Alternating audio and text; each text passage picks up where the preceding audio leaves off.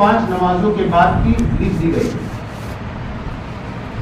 دوسرا عمل، آدمی جب رات کو سونے کے لیے بستر پر جائے 33 مرتبہ سبحان اللہ، 30 اور 3 33 مرتبہ، 33 مرتبہ، 33 مرتبہ الحمدللہ اور 34 مرتبہ اللہ اکبر پڑھے۔ کتنا ہوا؟ 100، کل 100 کلمے ہوئی، اور 100 کو 10 گنا کر دو تو کتنی ہوئی؟ 1000 نیکیاں لکھی گئی۔ ایک دن کی 2500 نیکیاں تو صرف اتنا پڑھنے پر، اور اتنا پڑھنے میں میرے حساب سے 5 منٹ بھی پورے نہیں لگتے، پورے 5 منٹ بھی نہیں۔ صحابہ کرام کو تعجب ہوا کہ حضور کیا وجہ ہے کہ اس پر عمل کرنے والے کم ہیں؟ دیکھیے بہت آسان عمل، آپ کو بھی میں نے بتا دیا، نمازوں کے بعد اتنا پڑھیے، یہ تھوڑی تھوڑی نیکیاں کریں گے تو اس سے ہم کو زیادہ کی توفیق ملے گی۔ آپ نے فرمایا کہ ہوتا یہ ہے کہ آدمی جب نماز کے اخیر میں ہوتا ہے، یعنی آخری رکعت میں ہوتا ہے، تو اس کو شیطان کچھ کام یاد دلاتا ہے، یہ کام وہ کام وہ کام، تو سلام پھیرتے ہی اس کام کے لیے نکل جاتا ہے۔ اور آج کل تو موبائل یاد دلاتا ہے، یہ کال آیا، یہ میسج آیا، اس کے چلو جلدی باہر نکلو، آدمی فوراً باہر نکل جاتا ہے، اس میں مشغول ہو جاتا ہے۔ اور یہ جو 10 مرتبہ سبحان اللہ، 10 مرتبہ الحمدللہ اور 10 مرتبہ اللہ اکبر پڑھنے میں جو 30-50 سیکنڈ لگنے تھے، تو وہ بھی اتنی دیر بھی مسجد میں بیٹھا رہے، تو یہ عمل اس کے ہاتھ سے گیا۔ اور آپ غور کریں، 5 نمازوں میں ہمارا حال یہ ہوتا ہے کہ اخیر میں ایسے کام یاد آتے ہیں کہ جیسے اس کے لیے ہم دوڑتے ہیں، اس کے لیے اتنی دیر بھی رکتے نہیں۔ اور اسی طرح آدمی جب بستر پر جاتا ہے، حضور اکرم صلی اللہ علیہ وسلم نے فرمایا کہ شیطان اس کے پاس آتا ہے اور اس کو تھپکی دیتا ہے، تھپکی دیتا ہے۔ تھپکی دینا سمجھے، چھوٹے بچے کو اس کی ماں جب سلاتی ہے تو اس کے کانوں پر آہستہ آہستہ ہاتھ مارتی ہے، بہت ہی محبت بھرا ہاتھ، شیطان آ کر تھپکی دیتا ہے، جس کی وجہ سے آدمی اتنی 3 تسبیحات پوری کرنے سے پہلے سو جاتا ہے، تو اس طرح سے اس عمل سے محروم ہو جاتا ہے۔ بتانے کا مقصد یہ ہے کہ آدمی بہت ہی چوکنا ہو کر فرض نمازوں کے بعد، اس حدیث میں تو 10 مرتبہ ہے، دوسری حدیث میں 33 مرتبہ ہے، تو اس کا جو تعداد اور بڑھ جائے گی، اور ہر نماز کے بعد 100 مرتبہ پڑھیں گے تو 5 نمازوں کے بعد 500 ہو گئے، 10 گنا کرو تو کتنے ہو گئے؟ 5000 نیکیاں۔ 500 کو 10 گنا کیا تو 10 گنا کریں 5000 ہو گئی، ہاں 5000 نیکیاں تو اس کی، اور 1000 نیکیاں وہ رات کو سونے کے وقت کی، کتنی ہو گئی؟ 6000 نیکیاں ایک دن کی ہوئی۔ حضور پاک صلی اللہ علیہ وسلم نے حدیث پاک بیان فرما کر فرمایا، کون شخص ہے جو دن کے اندر 2500 کی تعداد میں گناہ کرتا ہوگا؟ کوئی نہیں کرتا اتنے گناہ تو، اتنی نیکیاں تو ہم کما لیں۔ تو اصل یہ ہے کہ نیکیوں کو کمانے کے موقع ہیں، ان موقعوں کو ہم ہاتھ سے جانے نہ دیں، ان کی قدر کریں۔ اور ایک نیکی سے دل کے اندر نور پیدا ہوتا ہے، اتنی نیکیاں کریں گے، اتنے انوارات پیدا ہوں گے، اور اس کے مقابلے میں جو گناہ کیا جاتا ہے اس گناہ سے دل میں ایک سیاہ دھبا لگتا ہے، اور جتنے گناہ کرتے جائیں گے اتنے نقطے اور اتنے سیاہ دھبے داغ لگتے جائیں گے۔ ایمان کا نور ہے۔ لالٹین تو ابھی آپ جانتے ہوں گے، لالٹین جلاتے تھے پہلے گھروں میں روشنی کے لیے، لالٹین کہتے ہیں لالٹین، اس میں تھوڑا سا کیروسین مٹی کا تیل بھرتے تھے اور اس کی بتی ہوتی تھی، اس کو رات کو جلاتے تھے، اس کے چاروں طرف میں ایک شیشہ ہوتا ہے، شیشے کو 5-6 دن میں ایک مرتبہ دھو کر صابن سے صاف کر دیتے، پھر لگاتے تھے۔ جس دن دھو کر لگائیں گے اس دن تو بہت ہی بہترین روشنی اس کی پورے کمرے میں پھیلے، لیکن جو اس کا استعمال ہوگا تو دھوئے کی وجہ سے اس کی روشنی مدھم پڑتی جائے گی۔ بعض مرتبہ اس کی بتی بہت زیادہ نکلی ہوئی ہو تو دھواں زیادہ ہوتا ہے، تو اس کی ایک طرف 2 طرف بالکل سیاہی لگ جائے گی۔ اگر لالٹین کے شیشے پر وہ چاروں طرف سیاہی لگ گئی ہو اور کئی دنوں پر اس کو دھویا نہ گیا ہو، اور اندر بتی شاندار جل رہی ہے، اندر تیل موجود ہے، ہوگا کیا؟ اس کی روشنی باہر آئے گی؟ نہیں۔ لالٹین جل رہی ہے، روشنی باہر نہیں آ رہی ہے، اس کی روشنی بس اس کے بلب کے اندر ہی، شیشے کے اندر ہی سمٹ کر رہ جائے گی، وہ دبے لگے ہوئے چاروں طرف۔ بس میرے بھائیوں، آسان سی مثال ہے، گناہ جب کرتے دل کے اندر ہم نے کلمہ پڑھا ہے تو ایمان کا نور دل میں ہے، اور اس ایمان کے نور کی وجہ سے ہمارے اعضاء سے اچھے عمل ہونے چاہیے، لیکن ہو کیوں نہیں رہے؟ ایک گناہ کیا، دوسرا کیا، تیسرا کیا، ہر گناہ سے دل پر دبا لگتا ہے، اور دبے لگتے لگتے لگتے دل پورا سیاہی کے اندر،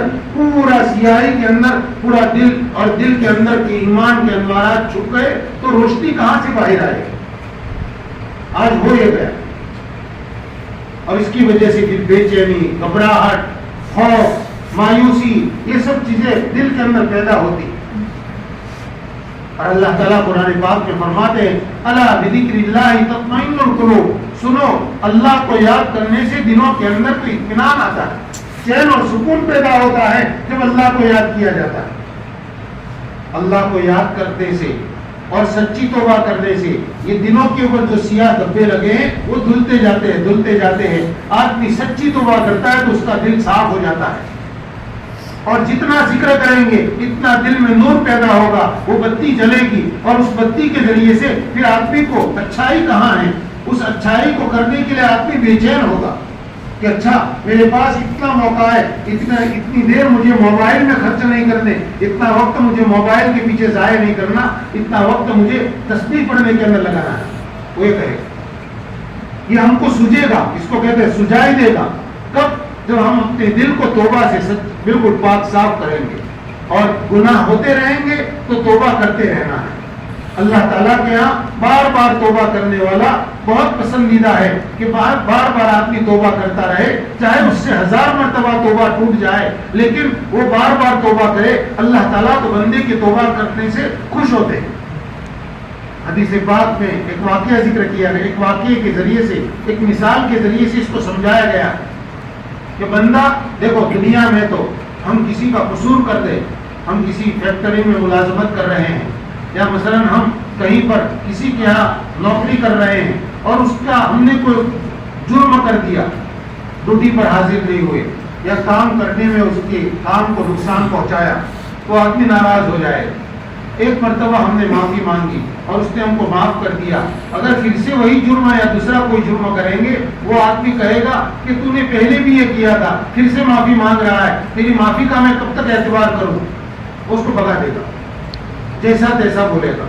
لیکن کیا کہنے، پروردگار کتنے کریم ہیں، وہ تو بندے کے گناہ، بار بار گناہ کرنے اور بار بار توبہ کرنے کے بعد بار بار توبہ کو توڑنے پر اللہ تعالیٰ اگلی توبہ کے اوپر خوش ہوتے ہیں۔ خیر الخطائین التوابون، بہترین خطاکار یعنی خطاکاروں میں سب سے بہترین لوگ اللہ تعالیٰ کے ہاں توبہ کرنے والے ہیں۔ فرمایا کہ ایک شخص اپنی سواری پر، پہلے زمانے میں لمبا سفر اونٹوں پر ہوتا تھا، تو اونٹ پر اپنا کھانے پینے کا سامان لے کر سفر کر رہا ہے۔ جنگل بیابان میں ایک جگہ وہ آرام کرنے کے لیے اترا، سواری کو ایک جگہ بٹھایا۔ جب اس کی آنکھ کھلی، درخت کے نیچے یہ سویا، اس کی آنکھ کھلی، دیکھتا ہے کہ سواری اپنے سارے سامان کے ساتھ گم ہے۔ اس آدمی نے ادھر ادھر کی سواری کو تلاش کیا، بالکل اجنبی جنگل بیابان میں اسے سواری ملی نہیں، تو وہ یہ سمجھ گیا کہ میری سواری بھی چلی گئی اور اس کے اوپر جو کھانے پینے کا سامان تھا وہ بھی چلا گیا، اب میرے پاس کچھ ہے نہیں۔ مایوس ہو کر وہ اسی جگہ پر آ کر جہاں سویا تھا بیٹھ گیا اور سو گیا، مایوسی کے ساتھ کہ اب یا تو میں بھوکے مر جاؤں گا، یہی بھوک پیاس کی وجہ سے میں بے ہوش ہو جاؤں گا، پھر مر جاؤں گا، اب میرے لیے واپس جانے کا کوئی راستہ نہیں ہے، اس لیے کہ سواری نہیں ہے، اور کھا پی کر اپنی جان کو بچانے کے لیے بھی کوئی اسباب نہیں ہے۔ مایوس ہو کر وہ سو گیا۔ سو کر جب اس کی آنکھ کھلی، دیکھتا ہے کہ سواری پورے سامان کے ساتھ وہی موجود ہے۔ جب دوبارہ اس نے یہ دیکھا تو خوشی کے اندر اچھل پڑا اور اللہ تعالیٰ سے کہتا ہے اے اللہ، اسے کہنا چاہیے اے اللہ تو میرا رب ہے، میں تیرا بندہ ہوں، لیکن حضور صلی اللہ علیہ وسلم نے فرمایا حدیث پاک میں کہ وہ بے خبری میں یوں بول گیا کہ اے اللہ تو میرا بندہ ہے، میں تیرا رب ہوں۔ بے خبری میں اس کی زبان پھسل گئی، یعنی خوشی میں بالکل مغلوب ہو گیا، کیا بول رہا ہے وہ بھی اس کو بات نہیں رہا۔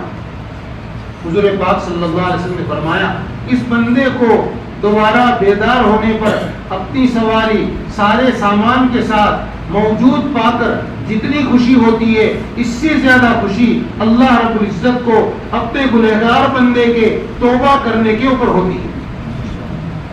دیکھیں اللہ تعالیٰ کتنے کریم ہے، حالانکہ اللہ تعالیٰ کے علم میں ہے کہ اس نے صبح یہ گناہ کیا، دوپہر میں یہ کیا، شام کو یہ کیا، روزانہ یہ گناہ کرتا ہے، روزانہ اس وقت اس گناہ میں مبتلا ہوتا ہے۔ اللہ تعالیٰ کو بار بار گناہ کرنا معلوم ہے، لیکن اس کے باوجود جب بندہ توبہ کرنے پر آتا ہے تو اللہ تعالیٰ اس سے بہت خوش ہوتے ہیں، اس آدمی سے زیادہ خوش ہوتے ہیں جس آدمی کو اپنی گمشدہ سواری اور اپنی موت نظر آ رہی تھی اور پھر اس کو اپنی گمشدہ سواری سارے ساز و سامان کے ساتھ مل گئی۔ اللہ تعالیٰ اتنے خوش ہوتے ہیں۔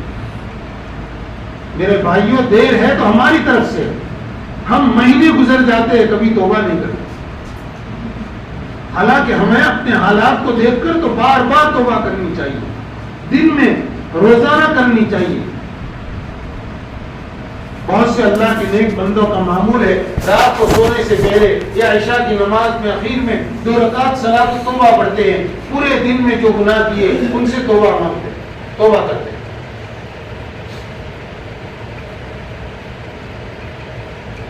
روزانہ آدمی توبہ کرتا جائے تو کیا ہوگا؟ گناہوں سے پاک صاف ہوگا۔ جس دن اللہ کی طرف سے بلاوا آئے گا اس دن اس کے اوپر کوئی گناہ نہیں ہوگی، اور ہم نے بالغ ہونے کے بعد سے لے کر آج تک توبہ کی ہی نہیں، کیا ہوگا؟ توبہ کرنے کے لیے کوئی لمبے چوڑے کام نہیں کرنے ہیں، بس توبہ تو دل کے اندر سچی ندامت پیدا ہو جائے، آدمی دل میں اللہ تعالیٰ سے معافی مانگ لے۔ اس کے لیے مسجد میں آنے کی بھی ضرورت نہیں ہے، گھر کے کونے میں بیٹھ کر توبہ کر سکتے ہیں، آپ کھیت کے کونے میں کھڑے کھڑے توبہ کر سکتے ہیں۔ بس جو کیا اللہ کے سامنے سچی معافی مانگ لے، ندامت، شرمندگی ہو، اے اللہ میں نے جو کیا جان کر انجان کر چھوٹے بڑے تمام گناہوں سے میں معافی مانگتا ہوں، میں ان پر نادم ہوں اور آئندہ یہ گناہ نہیں کروں۔ معافی مانگنا، آئندہ نہ کرنے کا عزم کر لیا، یہ 2 کام کر لیے۔ امام غزالی رحمۃ اللہ علیہ نے ایک تیسری بات کی ہے، اصل تو کل 3 چیزیں ہیں، ندامت ہو، معافی مانگنا ہو، آئندہ گناہ نہ کرنے کا پورا ارادہ اللہ تعالیٰ کے سامنے ظاہر کرے، اور جو گناہ کر رہے ہیں اس کو چھوڑ دے، اقلاع عن الذنب، یہ تو پہلی شرط ہے۔ امام غزالی رحمۃ اللہ علیہ نے ایک 4تھی چیز لکھی ہے توبہ کے صحیح ہونے کے لیے کہ جن دوستوں کے ساتھ رہ کر گناہ ہوتے ہیں ان دوستوں کو چھوڑ دو، اس لیے کہ آج آپ تنہائی میں توبہ کر کے جائیں گے، اللہ تعالیٰ کے حضور میں سچا وعدہ کریں گے کہ میں کبھی یہ گناہ نہیں کروں گا، لیکن ایسے دوستوں کے محفل میں گئے جن دوستوں کے ساتھ بیٹھ کر گناہ ہوتا ہے تو پھر سے وہ گناہ ہونے لگے گا۔ تو ایسے دوستوں کو نہ چھوڑنے کا مطلب یہ ہے کہ آدمی ابھی گناہ کو چھوڑنے پر پورا عزم نہیں ہے، نہیں، ایسے دوستوں کو چھوڑ دے، یہ دوست نہیں ہے، یہ ہماری آخرت کو نقصان پہنچانے والے حضرات۔ اس لیے کہتے ہیں اپنے دوستوں کو تم پہلے دیکھ لو کہ وہ دوست تم کو جنت کی طرف لے جانے والے ہیں یا جہنم کی طرف لے جانے والے ہیں۔ دوستوں کے بارے میں یعنی دوست کی نوعیت پہلے دیکھ لو، ہو سکتا ہے تمہارا دوست تمہیں نیک بنائے اور ہو سکتا ہے تمہارا برا دوست تم کو برائی کی طرف کھینچ کر لے جائے۔ اس طرح سے ہم زندگی گزاریں تو ہم گناہوں سے پاک صاف ہوں گے، اور پاک صاف ہوں گے اسی حالت میں دنیا سے جائیں گے تو اللہ کے ہاں ہمیں کوئی اپنے گناہوں کا حساب دینا نہیں پڑے گا، ورنہ ہمارا عقیدہ ہے کہ مرنے کے بعد اصل زندگی شروع ہوگی اور وہاں پر آدمی کی زندگی کے پل پل کا حساب ہوگا۔ وَمَن يَعْمَلْ مِثْقَالَ ذَرَّةٍ خَيْرًا يَرَهُ وَمَن يَعْمَلْ مِثْقَالَ ذَرَّةٍ شَرًّا يَرَهُ، جو آدمی ایک ذرے کے وزن کے برابر بھی نیکی کرے گا وہ وہاں دیکھ لے گا۔ ذرہ کس کو کہتے ہیں؟ دھوپ آتی ہو، یہاں کمرے میں اندھیرا ہو اور کھڑکی سے دھوپ آ رہی ہے تو دھوپ کی جو لکیر کمرے میں آ رہی ہے اجالے کی، اس کے اندر آپ وہاں قریب میں ہاتھ ایسے کریں گے یا کپڑے کے اوپر ہاتھ ماریں گے، وہاں بہت سی چیزیں اڑتی ہوئی نظر آئے گی، اس کو پکڑنا چاہے پکڑ نہیں سکتے، وہ جو بہت سی چیزیں اڑ رہی ان میں سے ایک کو ذرہ کہتے ہیں، ذرہ، ایک ذرے کے وزن کے برابر، اس کا کوئی وزن نہیں ہوتا۔ اگر کسی نے نیکی کی ہے تو قیامت کے دن اس کو دیکھے گا، اس کو اس کا بدلہ ملے گا، اور اگر کسی نے ایک ذرے کے برابر برائی کی ہے وَمَن يَعْمَلْ مِثْقَالَ ذَرَّةٍ شَرًّا يَرَهُ، تو اسے بھی وہ دیکھے گا۔ اللہ تعالیٰ کے فرشتے ہر چیز کو ریکارڈ کرتے ہیں۔ اس لیے میرے بھائیوں، ہمیں زندگی ایسی گزارنی ہے کہ ہماری زندگی میں، ہمارے نامہ اعمال میں فرشتے کوئی گناہ نہ لکھے۔ اگر گناہ ہوئے بھی ہیں، ان گناہوں سے سچی توبہ کر دیں گے، سچی توبہ کرنے سے گناہ سارے مٹ جاتے ہیں۔ چاہے 50 سال تک گناہ کیے ہیں، لیکن ایک مرتبہ آدمی سچے دل سے توبہ کرتا ہے تو سچے دل سے کی ہوئی توبہ سے سارے گناہ معاف ہو جاتے ہیں۔ التائب من الذنب کمن لا ذنب لہ، گناہوں سے توبہ کرنے والا ایسا ہو جاتا ہے جسے اس کا کوئی گناہ تھا ہی نہیں۔ ان گناہوں کو یاد مت کرو، سچی توبہ ہو گئی، اللہ کا شکر ادا کرو۔ اب آئندہ گناہوں سے بچ کر زندگی گزارنے کی کوشش کرو، کیونکہ پچھلے گناہوں کو تو توبہ سے اللہ تعالیٰ نے معاف کر دیا۔ اس لیے روزانہ توبہ کرنے کی عادت بنانی چاہیے۔ صبح شام استغفار کی تسبیح پڑھیں، استغفر اللہ ربی من کل ذنب واتوب الیہ۔ یہ نہیں پڑھ سکتے ہیں تو استغفر اللہ، استغفر اللہ، اس کے معنی ہے میں اللہ تعالیٰ سے معافی چاہتا ہوں، میں اللہ تعالیٰ سے معافی چاہتا ہوں۔ دل سے پڑھیں، اور توبہ کرنے کے لیے تو اپنی بھاشا میں، اپنی زبان کے اندر آپ اللہ تعالیٰ کے سامنے اپنی زبان میں گڑگڑائیں، روئیں، رونے کی شکل بنائیں۔ بس اللہ تعالیٰ کے سامنے رونا اللہ تعالیٰ کو پسند ہے۔ دل سے آنسو نکالیں کہ اس گناہ پر اے اللہ تو نے معاف نہیں کیا، قیامت کے دن میں رسوا ہو جاؤں گا، قیامت کے دن کا عذاب میرے لیے بہت بھاری ہوگا۔ اس ڈر کے ساتھ روئیں تو اس طرح سے اللہ تعالیٰ توبہ قبول کر لیں، بار بار آتی۔ اور توبہ یہ انبیاء کا طریقہ ہے۔ ہمارے سب سے پہلے دادا حضرت آدم اور ان کی بیوی حضرت حوا جنت سے اترے ہیں تو استغفار لے کر اترے، توبہ لے کر اترے۔ ان سے خطا ہو گئی تھی تو ربنا ظلمنا انفسنا وَإِن لَّمْ تَغْفِرْ لَنَا وَتَرْحَمْنَا لَنَكُونَنَّ مِنَ الْخَاسِرِينَ، یہ پڑھتے ہوئے اور ایک عرصے تک اس کو پڑھتے ہوئے روتے رہے، اے ہمارے پروردگار ہم نے اپنی ذاتوں پر ظلم کیا، اگر تو ہم کو معاف نہیں کرے گا تو ہم خسارے والے ہو جائیں گے، لَنَكُونَنَّ مِنَ الْخَاسِرِينَ، نقصان میں ہو جائیں گے۔ اور اللہ تعالیٰ نے ان کی توبہ قبول فرمائی۔ حضرت آدم علیہ السلام جو ہمارے سب سے پہلے دادا ہیں، انہوں نے اول البشر نے انسانوں کو یہ رونا اور توبہ کرنا سکھایا ہے، رونا اور توبہ کرنا۔ حضرت یونس علیہ السلام کا استغفار ہے، لا الہ الا انت سبحانک انی کنت من الظالمین۔ یونس علیہ السلام نبی ہیں اور اللہ تعالیٰ سے مانگ رہے، اے اللہ تیرے سوا کوئی معبود نہیں، تیرے سوا کوئی عبادت کے لائق نہیں، تیری ذات پاک ہے، بے عیب ہے، میں قصورواروں میں سے ہو گیا ہوں۔ اللہ تعالیٰ نے ان کی توبہ قبول فرمائی۔ تو یہ کلمات ہم پڑھیں اور اللہ تعالیٰ سے معافی مانگے۔ حدیث پاک میں ہے طوبیٰ لمن وجد فی صحیفتہ استغفارا کثیرا، اس آدمی کے لیے بڑی خوشخبری ہے، اس آدمی کے لیے بڑی کامیابی ہے جس کے صحیفے یعنی نامہ اعمال میں بہت زیادہ استغفار پایا جاتا ہے۔ جو آدمی قیامت کے دن اپنے نامہ اعمال میں کثرت سے استغفار کو پائے گا تو اس کے لیے تو بہت بڑی بشارت ہے، جنت کے اندر اس کو درخت ملے گا یا جنت کا ایک مقام ملے گا، طوبیٰ جنت کے مقام کو کہتے ہیں۔ تو استغفار بہت پڑے، بہت پڑے، اور آدمی جب زیادہ استغفار کرتا ہے، بار بار توبہ کرتا ہے تو گناہوں سے بچنے کی ہمت اور طاقت پیدا ہوتی ہے۔ آج ہم میں سے ہر ایک کو یہ شکایت ہے کہ گناہ سے بچنا چاہتے ہیں لیکن بچ نہیں پاتے، گناہ سے بچنا چاہتے ہیں لیکن بچ نہیں پاتے۔ اس کی وجہ یہ ہے کہ ہم بار بار توبہ اور استغفار نہیں کرتے۔ جب بار بار توبہ اور استغفار کریں گے تو اس کا نفع یہ ہوگا کہ ہم گناہوں سے بچنے کی ہمت اپنے اندر پائیں گے۔ عین گناہ کے موقع پر آدمی وہاں سے ہٹ جائے گا، اپنے کو گناہ سے بچا لے گا۔ اللہ تعالیٰ ہمیں گناہوں سے بچ کر زندگی گزارنے کی توفیق نصیب فرمائے۔ میرے بھائیوں، گناہوں سے بچنے میں آدمی بہت بڑا فائدہ یہ ہے کہ گناہوں سے بچنے والا سب سے بڑا عبادت گزار بن جاتا ہے۔ حضرت ابو ہریرہ رضی اللہ تعالیٰ عنہ کی روایت ہے، فرماتے ہیں کہ ایک مرتبہ نبی کریم صلی اللہ علیہ وسلم نے ارشاد فرمایا، کون ہے جو مجھ سے 5 باتیں سیکھ لے اور ان پر عمل کرے، اور ایسے لوگوں کو سکھلائے جو ان پر عمل کریں گے، ان پر عمل کرے خود یا ایسے لوگوں کو سکھلائے جو ان پر عمل کریں گے۔ حضرت ابو ہریرہ رضی اللہ عنہ نے سب سے پہلے فرمایا، حضور میں وعدہ کرتا ہوں ان 5 باتوں کو میں سیکھوں گا، ان پر عمل کروں گا اور دوسروں کو سکھلاؤں گا۔ اللہ تعالیٰ جزائے خیر دے حضرت ابو ہریرہ رضی اللہ تعالیٰ عنہ کو، انہوں نے 5 باتیں حضور پاک صلی اللہ علیہ وسلم سے سیکھی اور انہوں نے دوسروں کو بیان فرمائی، اور روایت ہوتے ہوتے ہم تک پہنچی، ہم آپ کو سنا رہے ہیں۔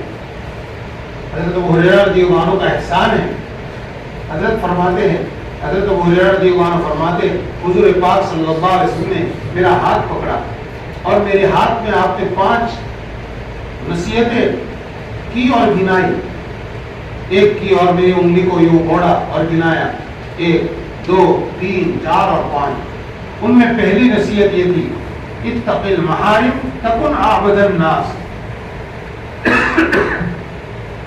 کہ حرام کاموں سے اپنے آپ کو بچاؤ، حرام سے بچو، تم سب سے بڑے عبادت گزار بن جاؤ گے۔ بہت بڑا عبادت گزار بننے کے لیے مسجد میں 24 گھنٹے بیٹھ کر عبادت کرنا ضروری نہیں، رات پر کھڑے کھڑے نفلیں پڑھنا ضروری نہیں، یہ بھی عبادت ہے، لیکن فرما رہے ہیں حضور کیا کہ تم گناہوں سے، حرام سے اپنے آپ کو بچاؤ، سب سے بڑے عبادت گزار بن جاؤ گے۔ معلوم ہوا کہ گناہوں سے بچانا، اپنے آپ کو گناہوں سے بچانا اور بچنا، یہ بہت بڑی عبادت ہے۔ دوسری نیکیاں آپ جو کریں گے وہ تو علیحدہ رہی، لیکن گناہوں سے بچنا خود ایک عبادت ہے۔ بلکہ آپ نے فرمایا تکن اعبد الناس، اس میں تفضیل کا صیغہ ہے، اس کا مطلب یہ کہ تمام لوگوں میں سب سے بڑی عبادت گزار تم ہو جاؤ گے۔ دوسری نصیحت آپ نے فرمائی، فرض بما قسم اللہ لک تکن اغنى الناس، اللہ تعالیٰ نے تیرے لیے جو قسمت میں لکھ دیا ہے اس پر راضی رہ، اللہ تعالیٰ نے تیرے لیے جتنی روزی تقسیم فرمائی ہے اس پر راضی رہ، تو سب سے بڑا مالدار ہو جائے گا۔ آج ہم مالداری کا مطلب سمجھتے ہیں کہ بہت زیادہ آمدنی ہو، اس کی بہت زیادہ آمدنی ہو، بہت بڑا بزنس ہو، بہت بڑی تنخواہ ہو، بہت اچھا مکان ہو، بہت اچھی گاڑی ہو، ہم اس کو مالدار سمجھتے ہیں۔ نہیں، فرمایا کہ اللہ نے تمہاری تقسیم میں، تقدیر میں جتنا لکھا ہے اس کے اوپر تم راضی رہو، راضی رہے تو تم سب سے بڑے غنی ہو جاؤ گے۔ اس لیے کہ تقدیر اتنی عمدہ چیز ہے اور اتنا قیمتی عقیدہ ہے کہ جو آدمی تقدیر کے اوپر یقین رکھتا ہے تو وہ کبھی پریشان نہیں ہوتا۔ ہمارے پروردگار حکیم ہے، علیم ہے، ہمارے اوپر مہربان ہے، انہوں نے ہماری پیدائش سے پہلے ہماری تقدیر میں جتنی روزی لکھی ہے اتنی ہی ہم کو ملے گی، اگر کم لکھی ہے تو کم ملے گی، زیادہ لکھی ہے تو زیادہ ملے گی۔ آدمی اس پر یقین کر لے اور پھر محنت کرے، محنت کرنے کے بعد جتنی روزی مل رہی ہے یوں سمجھے کہ میری قسمت میں اتنا ہی تھا۔ حلال طریقے پر آدمی محنت کرے اور پھر کتنا مل رہا ہے اس پر آپ بھی راضی ہو تو وہ سب سے بڑا مالدار ہے، چین اور سکون میں رہے گا۔ اس کو قناعت کہتے ہیں، قناعت بہت بڑی دولت ہے، اور قناعت والا آدمی ہمیشہ پرسکون زندگی گزارتا ہے، چاہے اس کے پاس تھوڑا ہے۔ دوسری حدیث پاک ہے جس کا مفہوم یہ ہے کہ تم دنیا کے معاملے میں اپنے سے کم تر لوگوں کو دیکھو، وہ لوگ جن کے پاس دنیا تم سے کم ہے ان کو دیکھو تو تمہارے پاس جتنا ہے اس کو تم زیادہ سمجھو گے، اور زیادہ سمجھو گے اس پر اللہ کا شکر ادا کرو گے۔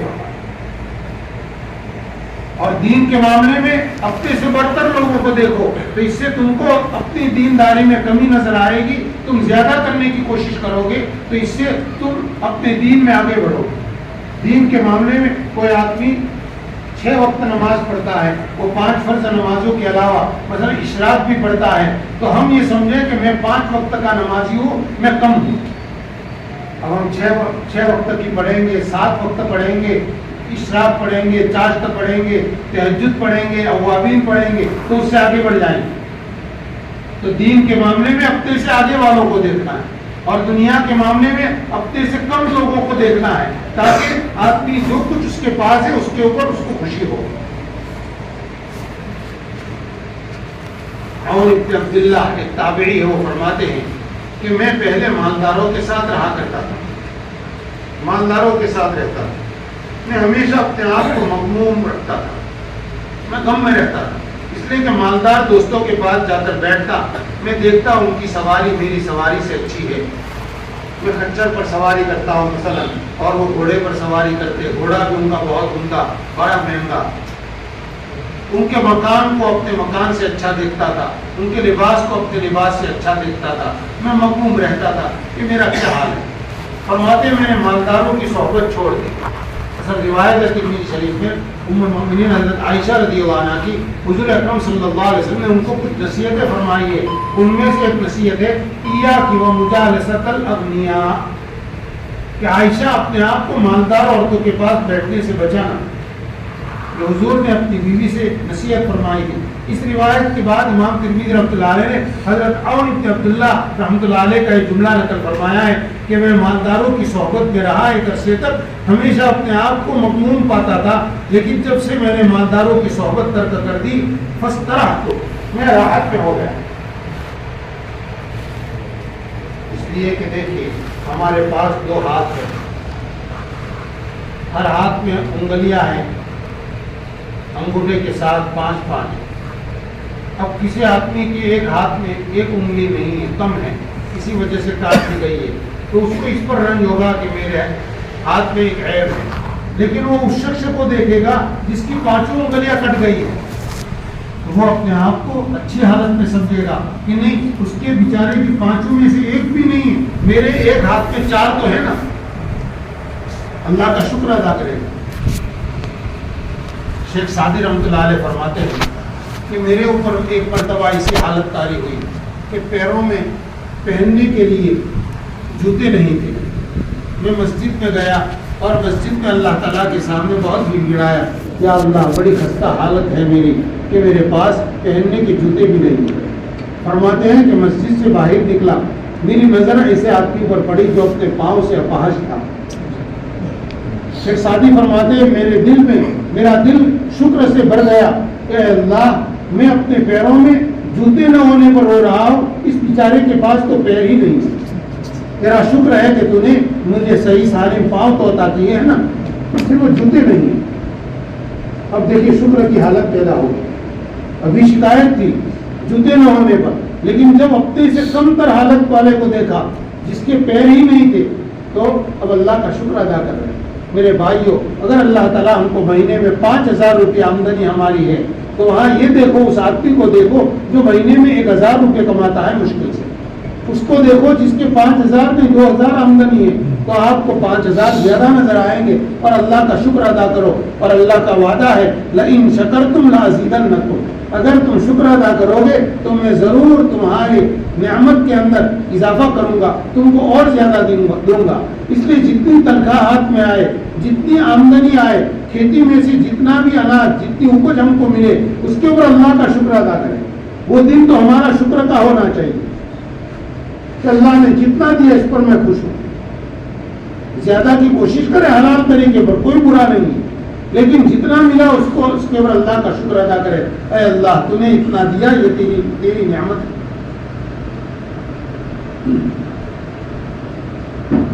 دو نصیحتیں ہوئی، تیسری نصیحت حضور اکرم صلی اللہ علیہ وسلم نے فرمائی، کیا آپ نے نصیحت یہ فرمائی کہ احسن الی جارک تکن مؤمنا، تم اپنے پڑوس کے ساتھ حسن سلوک کرو، تم سچے ایمان والے ہو جاؤ۔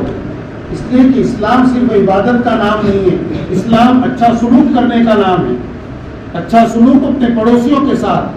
آج ہم مسلمانوں کا سلوک اپنے پڑوسیوں کے ساتھ، اپنے رشتہ داروں کے ساتھ جو برا ہے، اس کو دیکھ کر دوسری قومیں اسلام کو سمجھ ہی نہیں پاتی کہ جو برتاؤ دوسرے لوگ اپنے پڑوسیوں کے ساتھ کرتے ہیں، ایک ایمان والا بھی اپنے پڑوسیوں کے ساتھ ایسا ہی برتاؤ کر رہا ہے، تو ہمارے اور ان میں فرق کیا ہے؟ نہیں، پڑوسی چاہے رشتہ دار ہو، چاہے پرایا ہو، لیکن اس کے ساتھ حسن سلوک کا کچھ برتاؤ تو ہونا چاہیے. کوئی ایسا کام ہم نہ کریں جس سے پڑوسی کو تکلیف ہو، پڑوسی کی راحت کا پورا خیال کریں. حضور اکرم صلی اللہ علیہ وسلم ارشاد فرماتے ہیں کہ حضرت جبرائیل مجھے پڑوسی کے حقوق کے بارے میں اتنی تاکید کرتے رہے کہ مجھے ڈر ہوا کہ کہیں پڑوسی کو وراثت میں حصہ نہ دے دیا جائے. پڑوسی کا اتنا حق ہے. چوتھی نصیحت آپ نے فرمائی وَأَحِبَّ لِلنَّاسِ مَا تُحِبُّ لِنَفْسِكَ، لوگوں کے لیے وہ چیزیں پسند کرو جو تم اپنے لیے پسند کرتے ہو. تکن مسلمہ، تو سچا مسلمان ہو جائے گا. یعنی اپنے دل کے جذبات یہ ہو کہ میرے پاس جتنا اچھا کپڑا ہے اتنا اچھا میرے بھائیوں کے پاس بھی ہو، دوسروں کے پاس بھی ہو. اس سے ہمارے اندر کوئی کمی نہیں ہو جائے. دوسروں کے پاس بھی اچھی نعمت ہے، دوسرے بھی خوش ہو، میں بھی خوش رہوں.